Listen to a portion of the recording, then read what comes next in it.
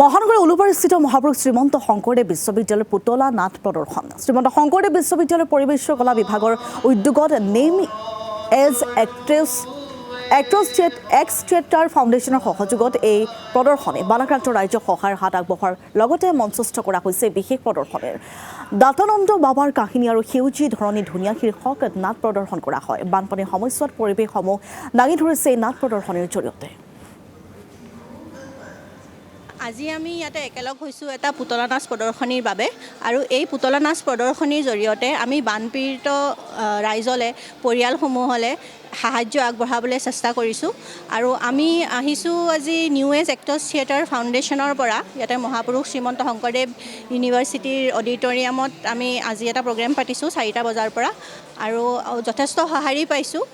আমি দুটা পুতলা নাটক প্ৰদৰ্শন কৰা হ'ব য'ত আমি পুতলা নাচৰ জৰিয়তে পৰিৱেশক কেনেকৈ সুৰক্ষা দিব পাৰি আৰু আমি ভৱিষ্যত প্ৰজন্মক কেনেকৈ আমি সঠিক বাটেৰে লৈ যাব পাৰোঁ যাতে পৰিৱেশৰ অনিষ্ট নহয় আৰু আগলৈ এই বানপানীৰ পৰা আমি ৰেহাই পাব পাৰোঁ সেইখিনি কথা সামৰি দুখন নাটক ইয়াতে প্ৰদৰ্শন কৰা হ'ব আৰু এই জেগাটো আমাক মহাপুৰুষ শ্ৰীমন্ত শংকৰদেৱ ইউনিভাৰ্চিটিয়ে প্ৰদান কৰিছে বাবে আমি বহুত কৃতজ্ঞ